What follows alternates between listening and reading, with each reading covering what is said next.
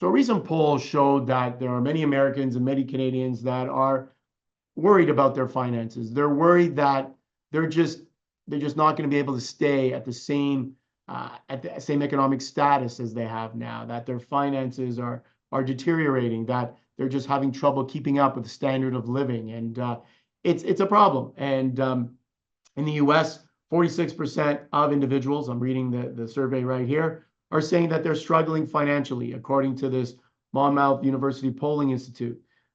In Canada, we're hearing through public opinion, 55% are worried about their personal day-to-day family finances.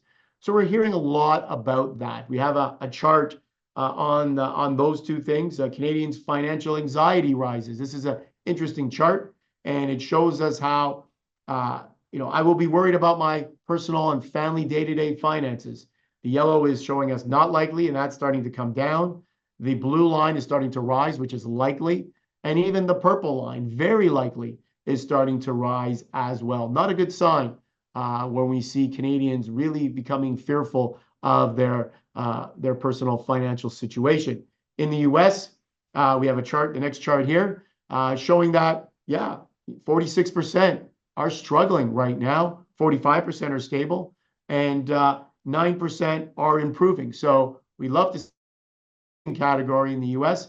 Then we have right now stable 45%, and struggling is just way too high, 46%. And so when people ask me, am I seeing the same things as these polls are showing?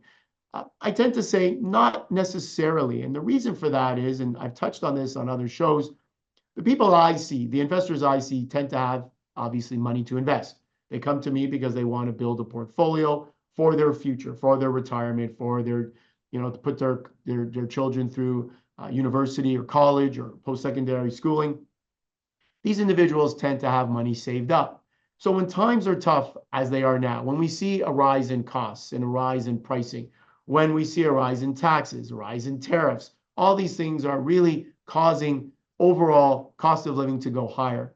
Those that have invested and have assets and have investable assets, portfolios, they're able to use those portfolios to perhaps draw some money from those portfolios to make things a little easier today. And so, as I've said many times, those that live paycheck to paycheck that unfortunately don't or are not able to invest, they tend to have a more difficult time in these types of environments than those people that I see, which are those that tend to have money to invest. And as I said, you can draw down on your investments if you need to perhaps pay a little bit off that higher mortgage rate that you have now. You can draw down on your investments to perhaps pay off some bills that you have, to pay for your kids' schooling. Even though things and costs are rising, you have that ability to draw down on your investments. So I guess the main point here to me is, if you can, you want to be an investor. You want to invest for your future. You want to invest to make your life better in the future. And so, I don't tend to see a lot of individuals that we see struggling that are in these polls. I do talk to many of them.